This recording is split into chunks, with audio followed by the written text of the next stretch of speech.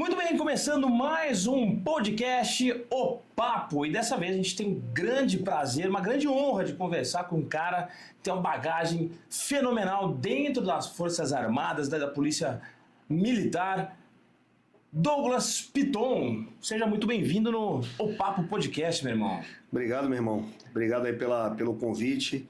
Estou aqui disponível para responder qualquer tipo de pergunta e fazer uma ressalva, né? Você falou Forças Armadas, Polícia Militar e Polícia Civil, né? Porque eu passei por essas três instituições, mas de uma forma mais abrangente, a área de segurança pública. Boa, aliás, tem um. Eu tô até com um livro aqui que também vai ser um dos assuntos que a gente vai tratar nesse bate-papo aqui. E, cara, a gente pode passar pela. Se falar de segurança pública, você tem hoje feito muito podcast, gravado muito na internet, como o doutrinador policial, né? Trazendo essa questão da bandeira do cunho do conhecimento para dentro da polícia, das Forças Armadas, na qual você passou. É por aí, Douglas? É essa ideia, essa bandeira que você quer? Esse legado que você quer deixar? O objetivo é exatamente esse. Na verdade, o principal legado é tocar positivamente a vida das pessoas. E como agente de segurança, aquele que tem a missão principal de proteger e servir, eu acho que a gente tem que prestar um serviço de excelência à sociedade, né? Para que a gente possa prestar esse serviço de excelência, a gente tem que ter uma polícia cada vez mais preparada, mais técnica. Então, quando a gente fala de uma pós-graduação que vai trabalhar especificamente as ciências policiais, a transformação do policial para essa atividade tão nobre, é que de fato vai fazer diferença.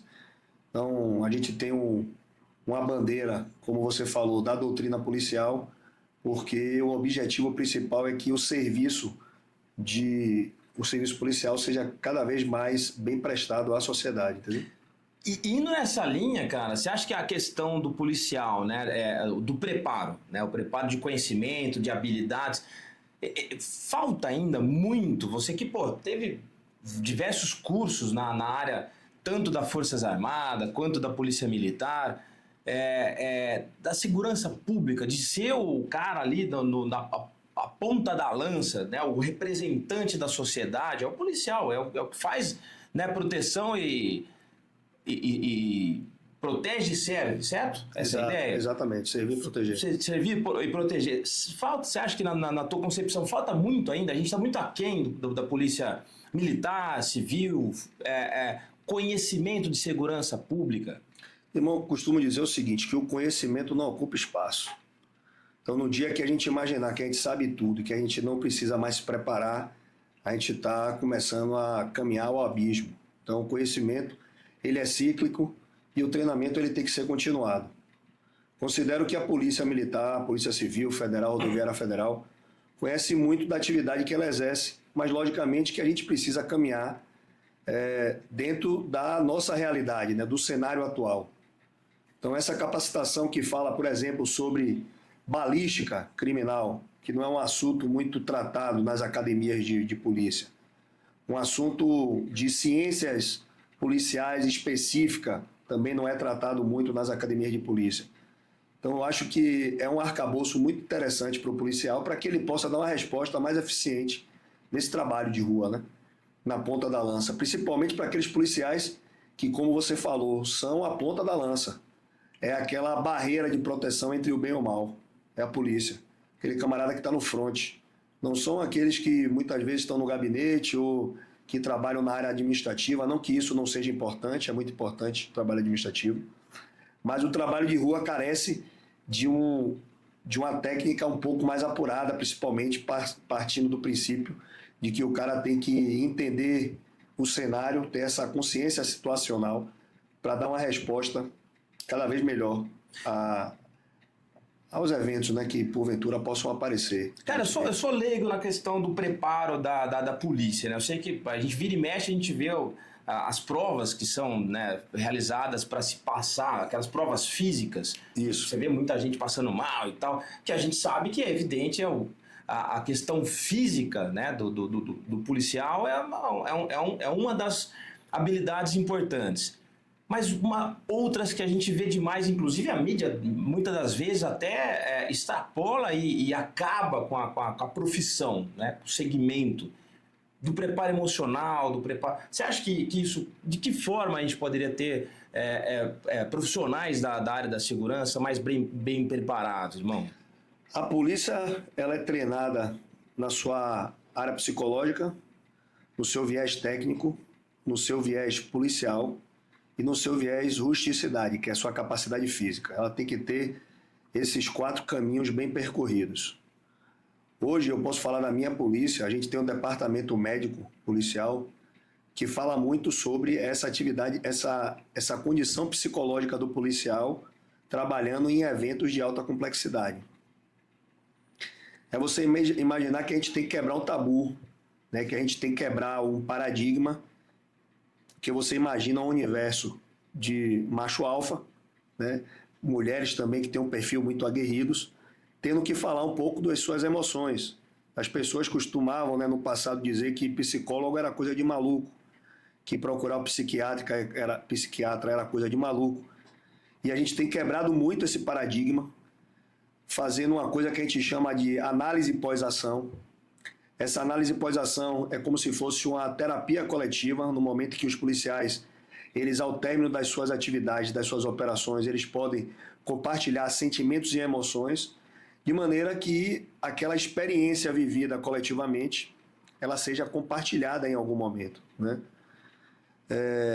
Na unidade lá a gente faz costumeiramente avaliações psicológicas, mais especificamente 2 vezes no ano a gente é avaliado psicologicamente, porque eu estou numa unidade de operações especiais onde a gente atua em cenário de altíssima complexidade, então o cara tem que ter uma condição psicológica que dê a capacidade para ele de atender essas ocorrências, se afastando um pouco de emoções e trabalhando mais pautado na razão e na parte técnica. Porque você imagina, eu pai, peguei uma ocorrência outro dia desse, de um refém tomado, um menino menor de idade, 11 anos, autista, em poder de 2 criminosos armados, e eu sendo o responsável por fazer o gerenciamento daquela crise. Se eu me emociono, partindo do princípio de que eu também sou pai, o pai do menino chegou para mim e fez, rapaz, dê tudo, porque isso é a única coisa que eu tenho de importância na minha vida, é o meu filho. Então, se a gente se deixa envolver por essa emoção, a gente acaba tomando uma atitude mais pautada da emoção do que da razão. Então, a gente tem que ter essa condição psicológica bem apurada. Mas é uma preocupação dos policiais, da própria polícia, como atuar em uma esfera coletiva, nesse lado psicológico do policial, para ele estar sempre bem preparado para enfrentar as agruras, as adversidades do dia a dia, né? Eu imagino que são vários, mas, por exemplo, no teu caso, hoje você está dentro de uma unidade especial da Polícia Militar, da Polícia Civil. Da Polícia Civil do Estado da Bahia, certo? Exato, certo. Na qual a corporação que você pertence. Mas é uma unidade especial. Exato. As unidades mais capilares, aquelas mais as convencionais. As convencionais, então, o cara que entra dentro da corporação está começando. Ele tem esse preparo? Ele deveria ter, né? Eu acho que a polícia ela tem buscado fazer essa preparação nesses policiais, mas a gente sabe, isso não é mentira, né, demérito também, que as formações policiais, o tempo da formação policial é um tempo muito incipiente, é muito pequeno. Você tirar um camarada do universo civil, colocar o cara para fazer uma formação, vamos imaginar aí, de 5 meses, que já seria muito, porque essa não é a realidade da formação, por exemplo, de Polícia Civil. Polícia Civil tem uma formação de academia de Polícia Civil que deve girar em torno de 4 meses e meio. Então, um cara que nunca trabalhou na atividade policial, você forma o cara em 4 meses e meio e coloca o cara para realizar sua atividade de rua, né? Enfrentando tudo que a gente sabe que ele vai enfrentar. Homens armados, né? A gente vai enfrentar várias situações ali. O camarada recebeu uma arma, recebeu um distintivo e uma carteira e vai ter que saber agir, né? O que precisa ser feito é uma preparação individual desses policiais. E eu costumo dizer para os policiais novos, porque eu dou instrução na academia de polícia, é que busquem essa preparação de uma maneira individual. Então, não espere que a polícia te dê essa preparação ela deve ser sua, mas a polícia, por outro lado, tem que dar um alicerce para que esses caras sejam preparados psicologicamente para enfrentar esses cenários, né? Eu posso falar da minha polícia tem buscado isso muito. O trabalho do Departamento Médico de Polícia lá, de alguns anos para cá, tem sido muito eficiente nesse viés. No preparo emocional. No preparo emocional, na preocupação do policial tá realizando essas atividades. Então eu não vejo uma diferença muito grande do que a gente faz lá na Unidade de Operações Especiais para o que o policial das delegacias convencionais tem feito, principalmente esses que estão ingressando agora na polícia, né? De 2 anos para cá eu tenho visto uma mudança muito significativa nisso. Porque assim, cara, a gente vê que do outro lado do outro lado da parada, né, as facções, a bandidagem, os caras estão se preparando cada vez mais, né? Tem dentro das organizações, que isso é público e notório, né? Os caras têm toda uma base, né, hierárquica e tudo mais.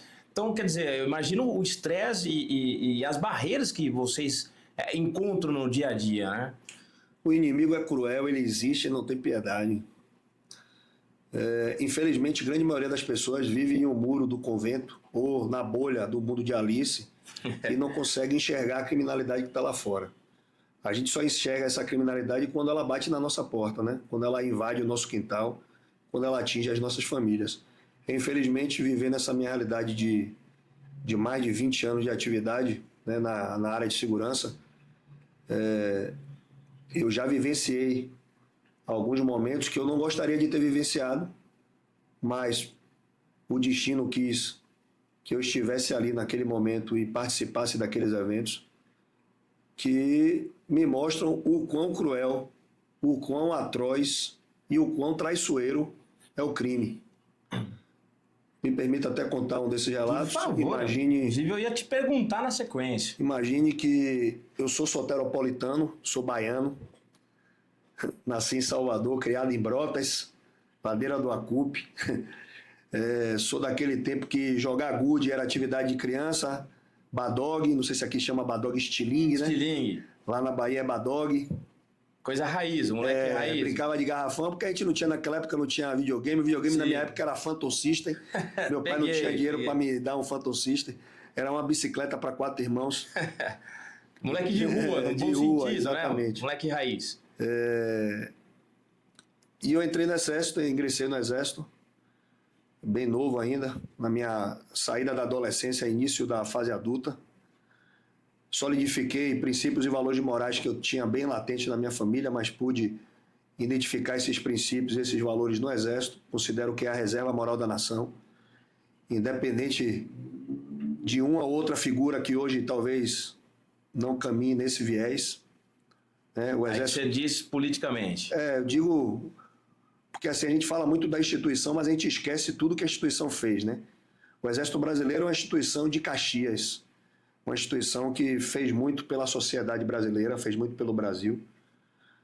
Como toda instituição pode ter cometido alguns erros, mas a base de sustentação do Exército são valores e princípios morais bem sólidos e latentes, e eu vivi essa realidade lá, né? Mas eu treinava muito e combatia pouco. Eu queria sentir o cheiro de pólvora na guerra. E eu tomei uma decisão, ainda muito novo, né, quase para sair do Exército, de ir para a Legião Estrangeira. Não conhecia muito o que era, imaginava que era uma tropa que saía para guerrear. Hoje a gente sabe que não é isso tudo, né? Na minha época, acho que era Orkut que tinha. Consegui contato com um sargento da Legião, comecei a me preparar para a Legião Estrangeira. No dia de viajar, comprei passagem, comprei tudo. No dia de viajar, acordei, minha mãe estava no sofá chorando. Eu perguntei para ela o que era, ela falou: eu não queria que você fosse. Ali eu desisti de ir.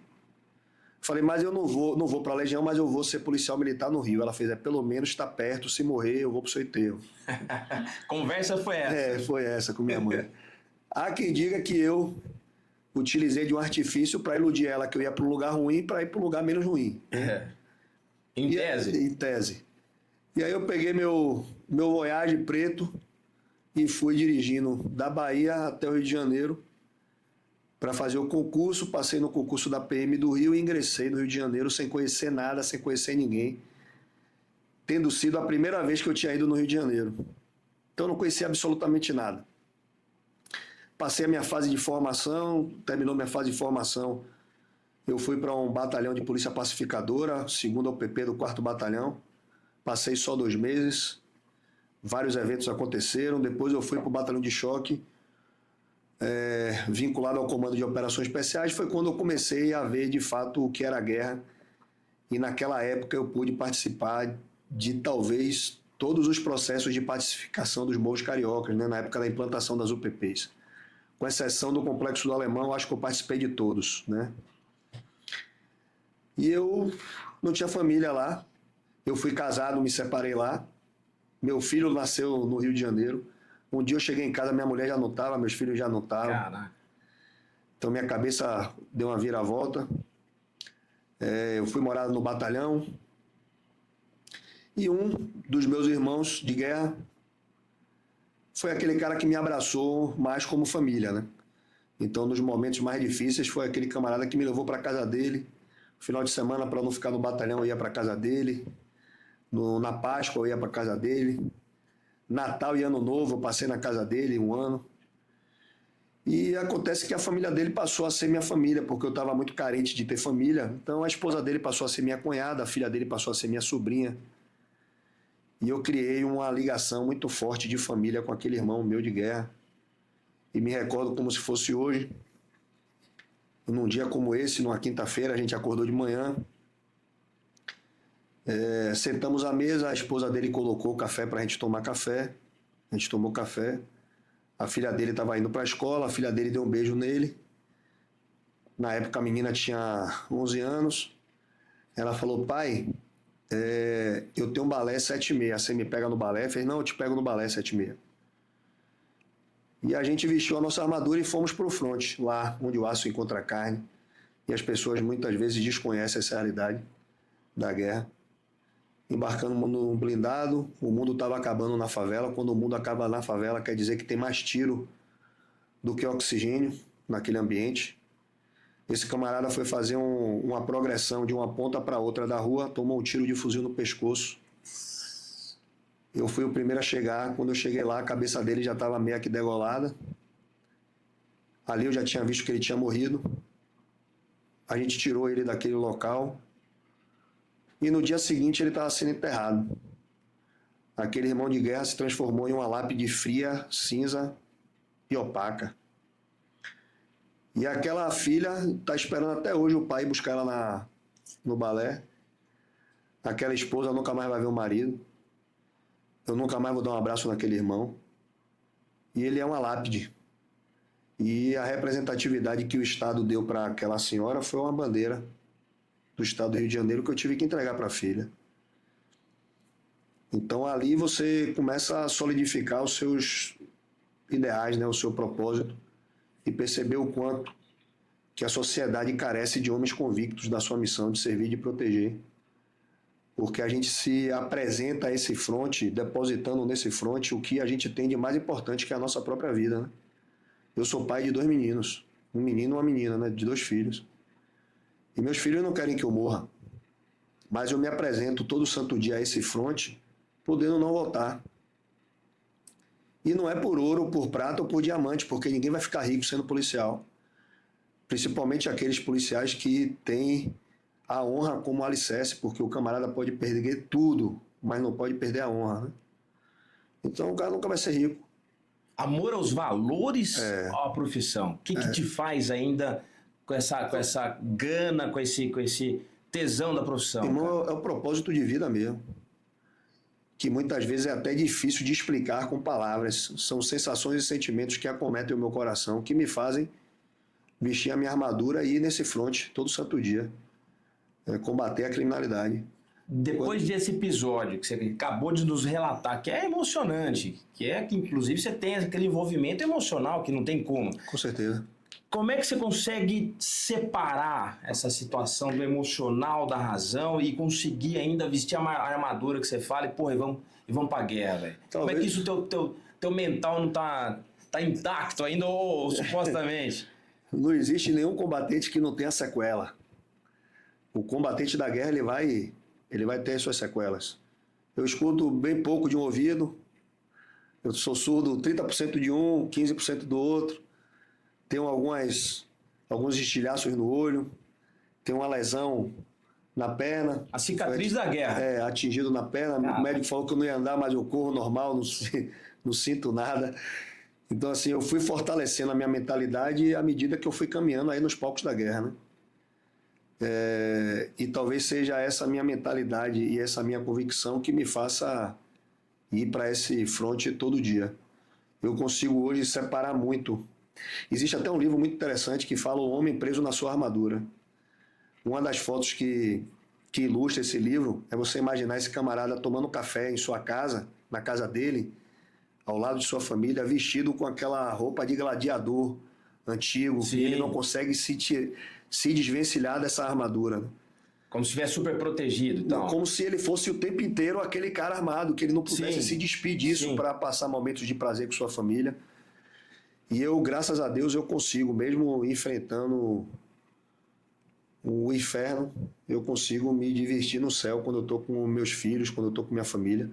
Eu tenho algumas condutas um pouco diferentes das pessoas normais, porque eu acho que eu devo ser um pouco maluco. Eu não sou um cara muito de festa, eu não sou um cara de ficar em barzinho, eu não bebo, eu não uso droga, eu não sou de... né? Então, minha paz e minha tranquilidade é estar perto dos meus filhos, estar perto de minha esposa, estar na minha casa lendo meu livro, assistindo minha televisão, convivendo com as pessoas mais próximas ali. E a gente vê nos teus bate-papos, você tem muito um quê da religiosidade também. Você tem essa... Eu fortaleço a minha fé, porque o princípio basilar do homem é a fé. Boa. O camarada que perde a fé, ele perdeu tudo. E a fé é o que te, junto com a tua armadura, que tá ainda lá, forjando tua alma lá, irmão. A fé é que me mantém inabalável. Eu costumo dizer que a alguns caberá o peso do cajado. O cajado da justiça. Não do justiceiro, mas da justiça.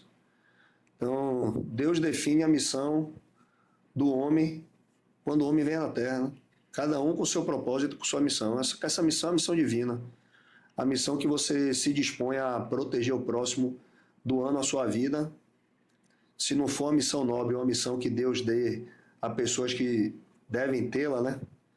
Eu desconheço qual seja. E do Douglas Piton é faca na caveira. Essa porra aí mesmo. Cara, tem uma parada do faca na caveira que eu lendo até para estudar, para conversar. Tem duas versões. Exatamente. Uma versão da Segunda Guerra Mundial, um cara mete o sabre num crânio lá com nazista. E a outra versão, que aí sim, essa com mais defesa de prova e tal, que é a questão do... Tenente Maurício, do curso de comandos. Do curso de comandos. E aí, bicho? Qual versão que a gente pode... Eu prefiro a da Segunda Guerra, da Segunda Guerra é factoide, né? Sim. Ela não tem arcabouço histórico. Não tem comprovação.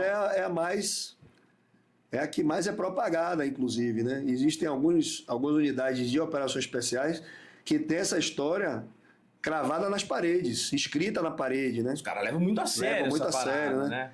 Que é a tropa aliada, né, inglesa, encontra no quartel-general um crânio na mesa de um... Que é a história de uma das versões. Conta aí pra gente, conta aí, pô. De um general nazista.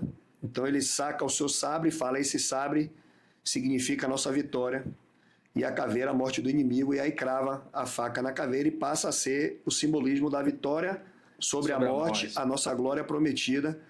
E isso é propagado nas unidades de operações especiais. Se é verdade ou não, a história é fantástica, cara. A história é fantástica. A verdadeira começa no pico das agulhas negras, durante um curso de comandos, um frio de louco, que aí o tenente Maurício estava fazendo o curso, ainda não existia o símbolo dos comandos, e aí o Maurício ele tem uma boa habilidade no desenho, um sargento, um amigo dele, cutuca ele e fala, Maurício, meu irmão, você tem que desenhar alguma coisa que represente essa desgraça que a gente está passando aqui, todo esse nosso sofrimento. E no final daquele dia surge o primeiro esboço do desenho do curso dos comandos, que é uma faca com a caveira, com a faca, a caveira com a faca cravada de baixo para cima, não de cima para baixo. Ao contrário. Contrário. E aquilo passa a ser o símbolo dos comandos. Já naquele primeiro curso, os instrutores gostaram da ideia, acrescentaram o nome comandos e já colocaram o brevet na cabeça. Esse brevet ele só foi instituído, regulamentado pelo Exército em 1978, se eu não me engano, então mais de 10 anos depois, e passou a ser o símbolo de comandos, e a caveira passou a ter esse simbolismo da inteligência e principalmente da igualdade. As pessoas costumam dizer, né? Esse simbolismo da caveira e da caveira Como é que é, cara? É a inteligência e a igualdade. A igualdade quer dizer que todos nós, em algum momento, vai pro brejo. seremos caveira. Seremos. Então ali não. Que legal, cara. Não há isso, não há distinção entre as pessoas, todos são iguais. Top.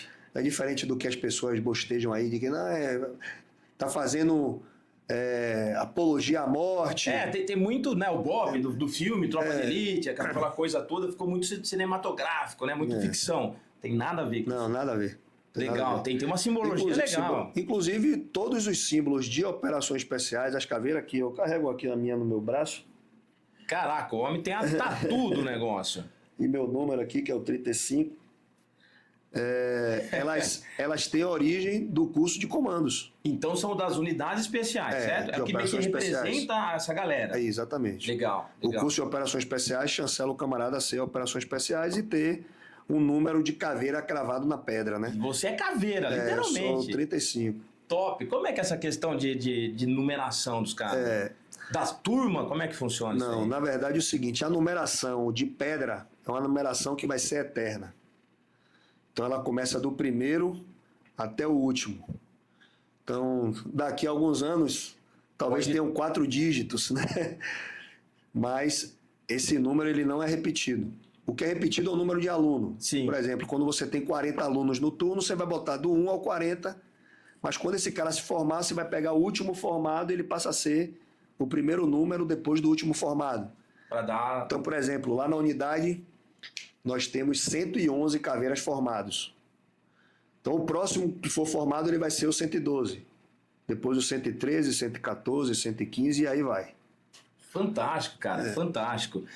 E isso acontece em todas as unidades. Em todas as... Por exemplo, aqui em São Paulo, a unidade que tem o curso de operações especiais é o COI, que é o Comando de Operações Especiais da Polícia Militar daqui, né, que fica próximo ao GAT, aqui em São Paulo. Então lá a mesma coisa, eles têm um número de caveira deles que é eterno e nunca você vai dobrar a caveira. Então o cara vai ser aquele número a vida toda até morrer. Fantástico, cara, fantástico. Douglas do Caveira 35, é isso? É isso. Cara, fala pra gente um pouquinho das tuas experiências, mundo afora, cara, das operações, treinamentos, o que você descobriu, o que você vivenciou, irmão? Pô, vivenciei muita coisa, meu velho. Mas como você tocou no assunto aí do treinamento, e eu sempre falo nas instruções, ou quando eu estou conversando com outros policiais, que eu só encontrei, logicamente, nos intercâmbios que eu fiz, né? Com aqueles que eu tive alguma interação.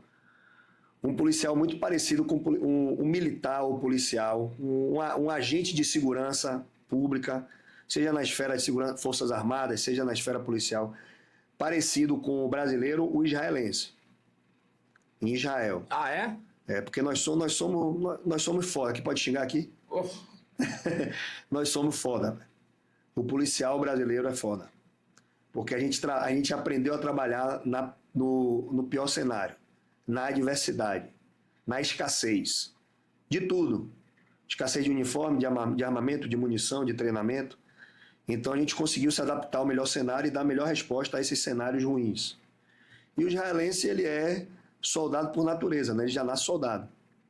Ele bem pequeno, o parque dos caras lá é pista de corda, pista de rasteiro. Eu tive a oportunidade de passar 3 semanas lá em Israel, numa base de forças especiais, e na base de forças especiais, os filhos dos caras brincavam na pista de corda, que era um parque. brincavam de rastejo. Parte lúdica dos caras ali Treinamento militar. Então, quando os caras cresciam para fazer uma pista de obstáculo... Era natural. Era natural. E eles são muito autossuficientes naquilo que eles fazem, né? É o que a gente tenta fazer aqui na unidade de operações especiais, nas unidades de operações especiais.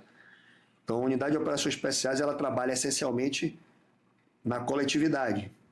Tanto é que um dos princípios é espírito de corpo. Mas isso não quer dizer que você não tenha que ser autossuficiente, ou seja, capaz de operar no pior cenário sozinho. E é isso que o israelense faz também.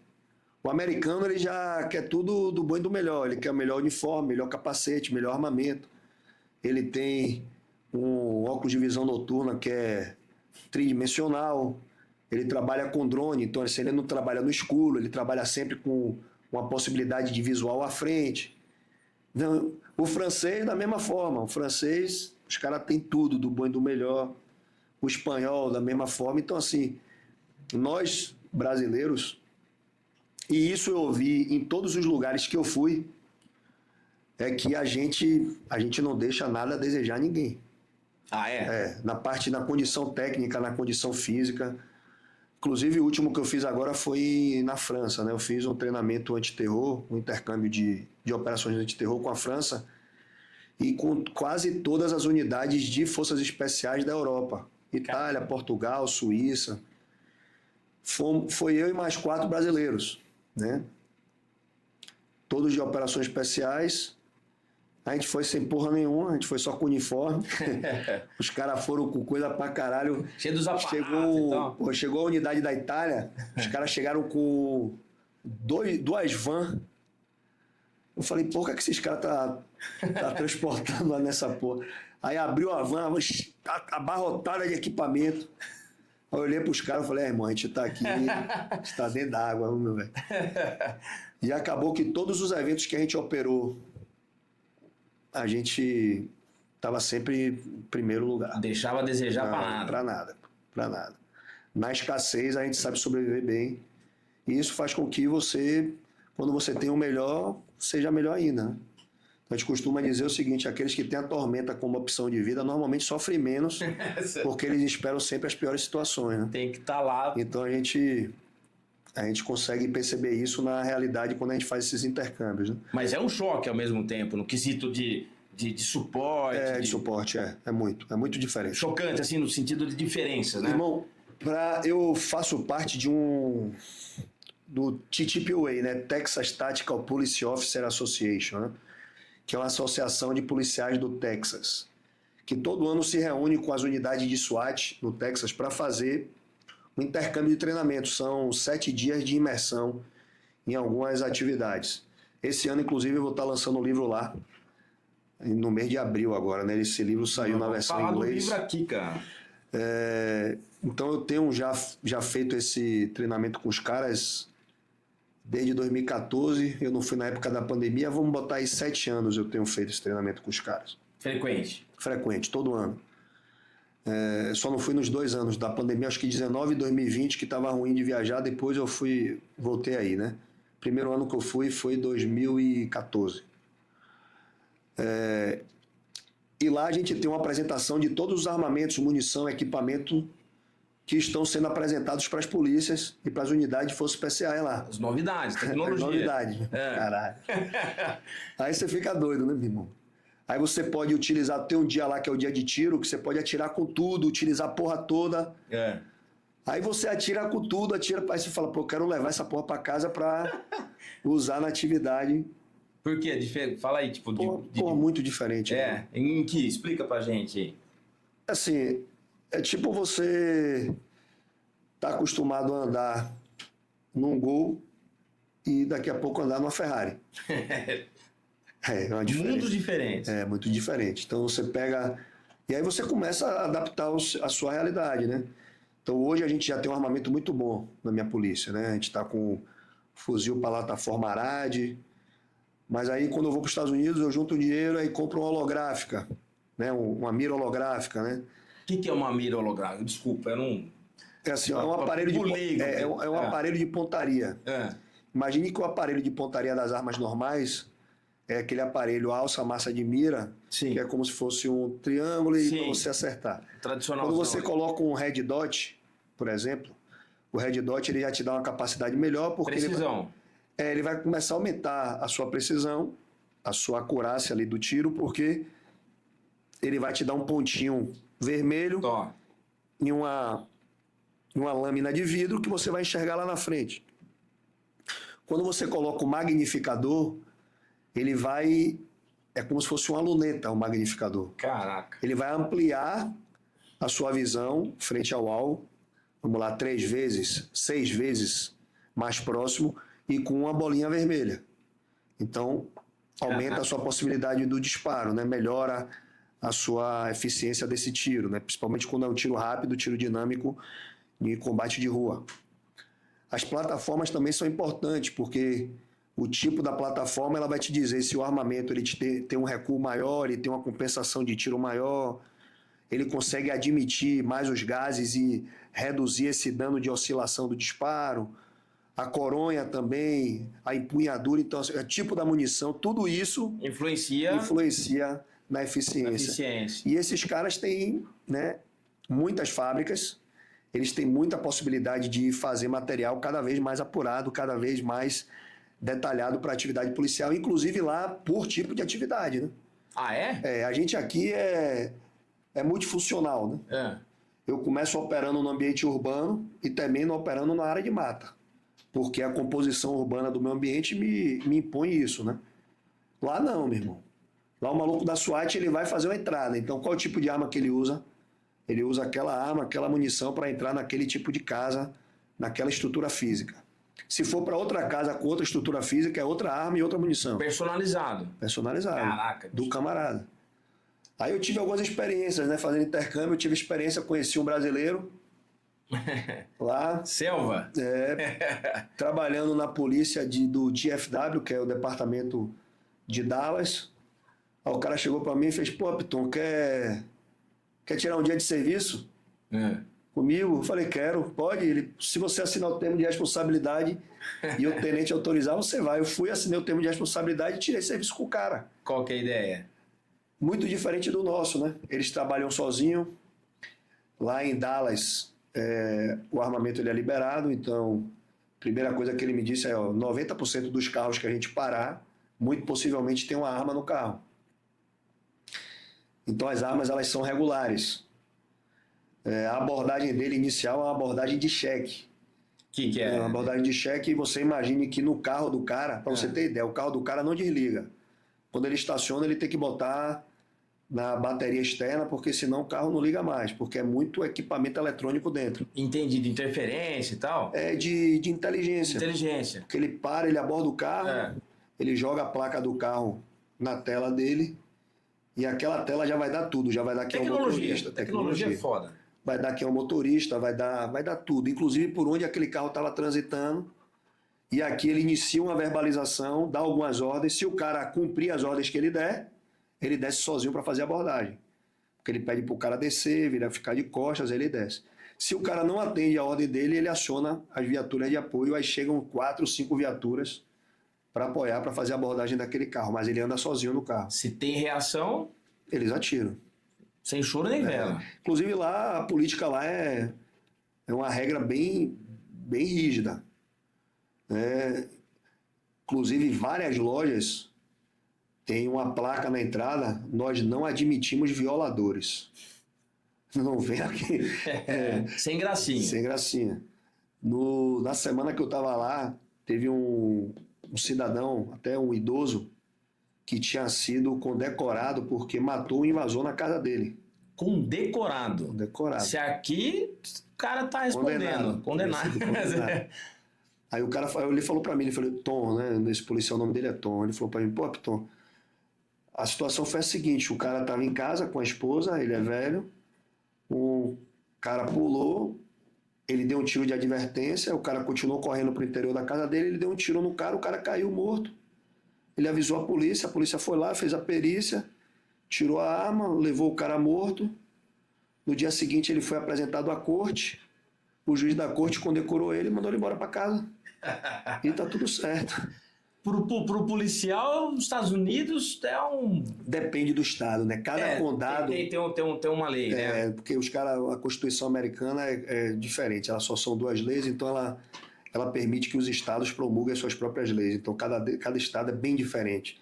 Você vai para Los Angeles, eu tive a oportunidade de fazer uma Que atividade onde lá fica também. a SWAT, né, ou não? Não, a SWAT, ela existe em todos os condados americanos. Ah, legal. Que a SWAT ela faz parte de um sistema chamado SRT, que é o Time de Resposta Especial, Special Response Team. Que os caras podem ser acionados em situações de... Aí cada condado tem a sua SWAT. Ah, legal. O Texas tem... Aí no Texas, né?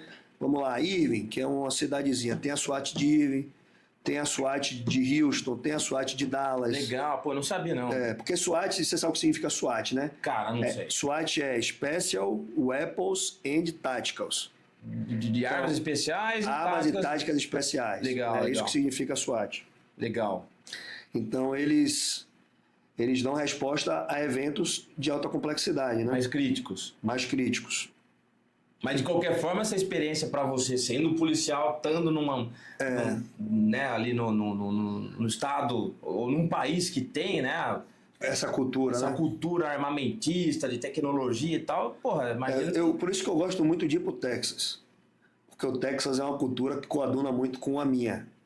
Você chega em Los Angeles, é diferente. Entendi. A droga liberado, é um negócio meio que eu não concordo muito. Sim. Las Vegas também, não concordo muito. Só que você caminha para o lado do Texas, aí o buraco é mais embaixo, irmão. Aí a coisa funciona. Chicote estrala.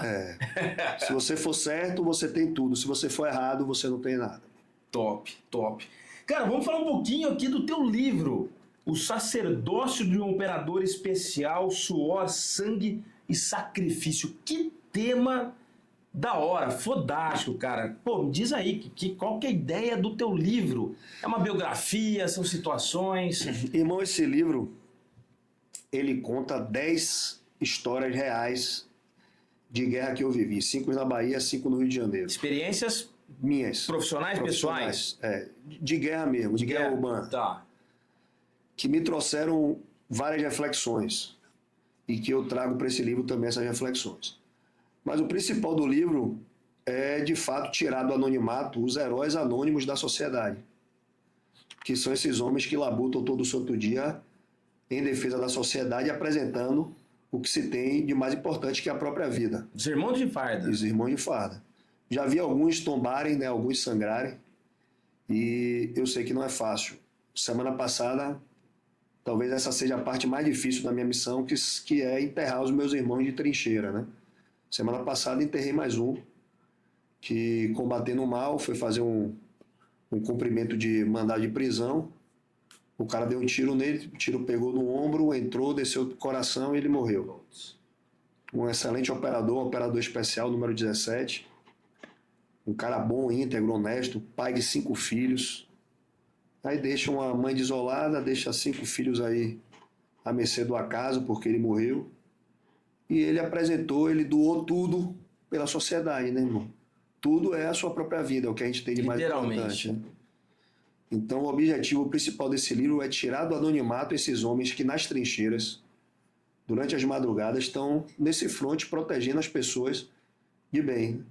Como eu falei aqui talvez antes, no Fatídico dia 15 de setembro de 2023, em uma ocorrência emblemática lá na Bahia, a gente perdeu um excelente policial federal, Lucas Caribé, um cara íntegro, honesto, tombou nos palcos da guerra. Outro policial que estava do meu lado nessa ocorrência, Volkton, ficou cego de um olho, tomou um tiro no braço e no olho, está cego. Outro policial federal tomou um tiro no rosto, perdeu os dentes, parte do maxilar. E nessa luta do bem contra o mal, né? E foi durante a madrugada, muito possivelmente, grande parte das pessoas estavam dormindo, não sabiam nem o que estava acontecendo. E naquele dia, quando eu vi meu irmão morrer, o outro sangrando, eu ainda melado de suor, lama e sangue, eu olhei para o céu, eu sou muito apegado à minha fé, a Deus, falei, pô, Deus, isso não pode ficar em vão. Eu não posso deixar que esses homens sangrem aqui e as pessoas não saibam a verdadeira história. Porque é uma história que é contada por quem é também a ponta da lança desse processo. Né? Essa história não é contada por um estudiólogo aí, ou por um repórter que ouviu falar, é por alguém que viveu. Então, os 10 relatos que tem aí são 10 relatos que eu vivi. Você tava lá. Estava lá nos 10 relatos e me trouxeram várias reflexões de vida, fortaleceram muito a minha mente, a minha fé, me mostraram que uma fé inabalável ela tem capaz de superar as piores adversidades, os piores momentos, que a gente tem que ter de fato uma mente blindada e que a gente tem que se preparar para o pior momento, né?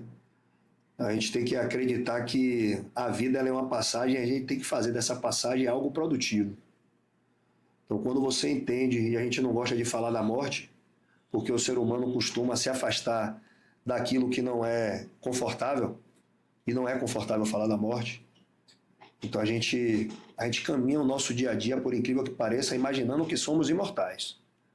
Porque se a gente tivesse a convicção de que a gente iria morrer todo santo dia, a gente daria aquele abraço mais apertado na nossa mãe, no nosso filho, a gente daria um beijo mais carinhoso nas pessoas que merecem, e a gente afastaria o nosso coração de sentimentos perversos que não devem nos pertencer, né? Boa. Como a vaidade, como a inveja, como a avareza, o orgulho.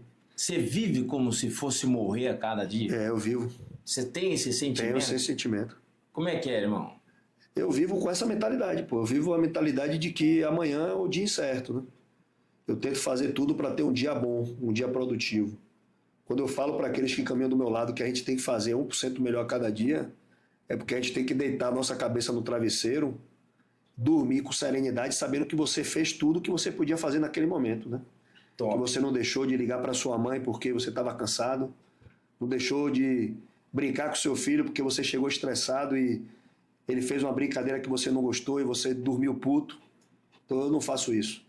Eu, por exemplo, lá em casa, eu aboli falar de coisa ruim na mesa. Então, quando a gente senta para almoçar, para tomar café, alguma coisa, eu faço questão. E é o momento que eu tiro completamente a minha armadura. Vamos falar merda, meu irmão. Falar besteira. Falar coisa boa. Top. Eu não quero saber que meu filho tá com problema, porque brigou com... Não, aqui não é o momento de você falar isso. Quero coisa engraçada, eu quero coisa que foi bom de seu dia hoje. A gente costuma falar coisa ruim, né? Certo. O dia hoje, pô, meu dia hoje foi uma merda, caralho, deu nada certo. Não, me conte o que foi bom, encontre a parte boa do seu dia. Não comi uma manga que estava pronto, essa foi a parte boa, então vamos falar sobre essa manga gostosa Top. que você comeu. Porque a gente não sabe o dia da manhã, né, irmão? Eu já... Esse camarada que morreu no dia 23, ele estava comigo 10 minutos antes, pô. A gente conversando, ele falando de filho, de não sei o quê. 10 minutos depois o camarada estava morto, pô. Esse camarada que tomou tiro no olho, ele é sniper. A função dele é atirador de precisão. Ele perdeu logo o olho, o diretor dele. Um cara extremamente ativo. Eu tenho um irmão, e aqui eu faço uma referência para esse cara, que é Edmilson Quelônio, que tomou 2 tiros nas costas e ficou aleijado, tetraplégico. Você não conversa um dia com esse camarada que ele não esteja com um sorriso no rosto. Exemplo de... Que ele nunca tem... Eu nunca vi esse cara reclamar. Eu vi ele na cama durante 1 ano, o médico falando, rapaz, não sei se amanhã ele acorda não. Caraca. Ele ficou 1 ano na cama, em coma. Hoje faz crossfit, é o primeiro atirador cadeirante do Brasil. Falou, eu ainda vou saltar de paraquedas, tem um bocado de objetivo na vida. Que legal. Só dá bons exemplos. Exemplo de superação total. Pô. Então, assim, a vida é uma linha bem tênue pra gente achar que a gente é alguma coisa ou que a gente é grande coisa, né? Então, quando a gente fala assim, de tocar positivamente a vida das pessoas, é com esse objetivo mesmo, de saber que a vida é breve. E, cara, quando a gente fala pra essa galera, porque tem muita gente que acompanha teu trabalho, muita gente que curte, né? A gente vê os programas de podcast da internet, a galera que é do meio policial, tem uma comunidade cada vez maior e mais engajada. Mas pra galera que tipo, tá te acompanhando, cara, toda essa experiência que você despejou aqui nesse nosso bate-papo, me parece que, pô, você sendo um cara cascudo no sentido de tudo que você vivenciou, tudo isso que te vivenciou, o suor, sangue e sacrifício te fez te aproximar do amor e afeto, cara. Como é que é muito louco a gente pensar no que você vive e ao mesmo tempo te fazer trazer isso pro teu dia a dia que você falou agora, né? Os momentos que eu tenho com a minha família, eu quero boas coisas, eu quero praticar o amor, eu quero praticar o afeto. Como é que é externar isso para quem vive nessa tensão, nesse estresse do dia a dia e você tá dizendo essa tua história de vida, meu irmão. É verdade. É você tá nessa dicotomia o tempo inteiro, né? Então você tá num cenário extremamente complexo, numa guerra, em locais onde você não quer que sua família esteja. Tem muita gente que me pergunta, você quer que seu filho seja policial? Eu falei, rapaz, eu quero que ele seja o que ele quiser ser. Se ele for policial, beleza, mas se ele não for, melhor. Então, mas eu não vou influenciar para ele ser. Eu acho, pelo que ele me diz, que ele vai ser, ele quer. Talvez pelo exemplo, ele está me Influência vendo. total, enfim. não tem como, né? Mas a gente encontrar esse momento de paz é o que nos mantém firmes, né? E existe uma coisa que é fundamental, que é esse apego irresoluto à nossa fé. É a gente entender que Deus ele é grandioso, Deus ele é infalível. As pessoas costumam dizer que Deus é bom o tempo todo, e eu costumo dizer que Deus ele é infalível. Deus é tão justo que Deus dará a cada um que cada um de fato merece. Eu carrego na minha vida um Provérbios que fala que a humildade precede a honra. Se a humildade precede a honra, a humildade é o caminho para a honra. Então, se nós não formos humildes na vida que nós vivemos, nós jamais teremos honra enquanto estivermos vivos. Boa. Então, o simples fato de você poder olhar para as pessoas que estão ao seu redor, não somente a nossa família, né, mas as pessoas que estão ao nosso redor, e olhar essas pessoas como elas são, tendo empatia, aceitando a maneira como elas vivem a vida delas e estando disposto a protegê-las, já é talvez a maior forma de afeto que o ser humano pode ter a outra pessoa, né? Top. Porque a gente costuma proteger aquilo que nos tem valor, né? Você quer proteger um patrimônio porque você lutou, brigou, trabalhou para ter aquele patrimônio. Mas o que não é seu, por que você quer proteger, né? E é o que a gente faz, né? É o que eu consegui desenvolver na minha atividade e poder me desassociar desse momento ruim com um momento bom, entendendo principalmente que a vida é breve. Eu fiz uma camisa recentemente, né? Eu tenho um projeto, vou até falar rapidamente sobre isso. Opa, legal, cara. Por favor. Esse livro faz parte de um projeto que eu tenho junto com Doutrina Policial, que o nome do projeto é Heróis Anônimos.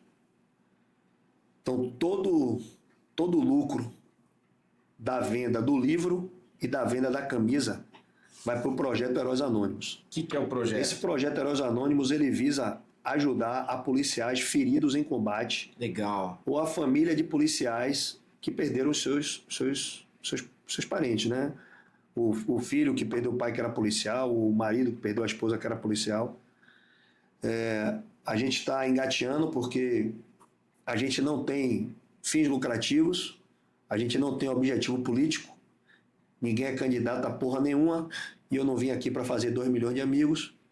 A gente quer realmente ajudar as pessoas que de fato merecem, que são esses policiais, porque eu me coloco na pele deles, pode ser eu, em algum momento, espero a Deus que não seja. Cara, que fantástico. Então, Fazendo o papel do Estado ali. A gente... Tendo uma ferramenta para... Legal, cara. Esse irmão nosso, por exemplo, que tomou tiro no rosto, a gente conseguiu ajudar.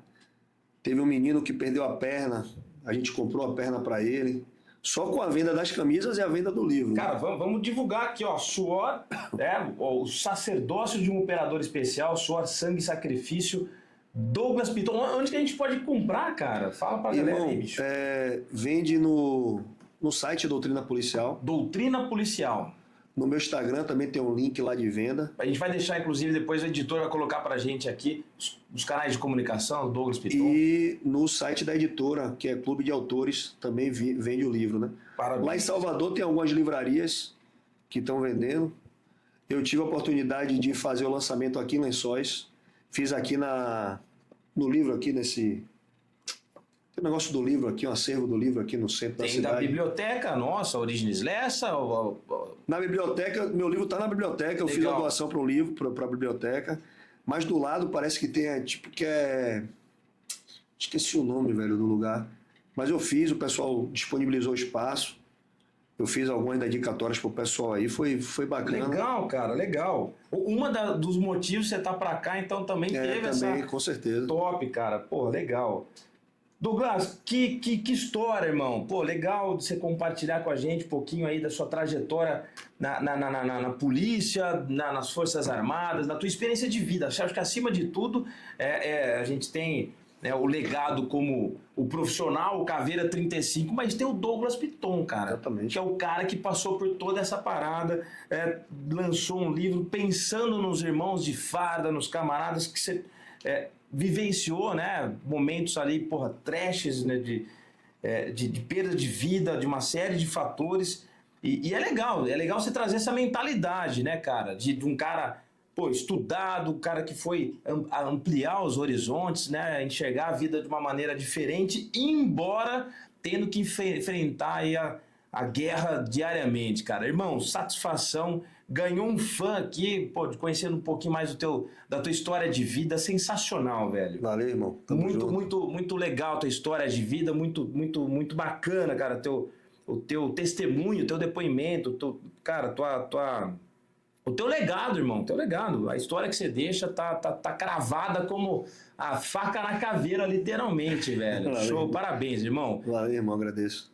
Bom, esse foi mais um podcast, O Papo Podcast, com esse figuraça, com uma história de vida sensacional, um cara super bacana, Douglas Piton. Valeu, irmão. Valeu, irmão, tamo junto. Fosse honra sempre.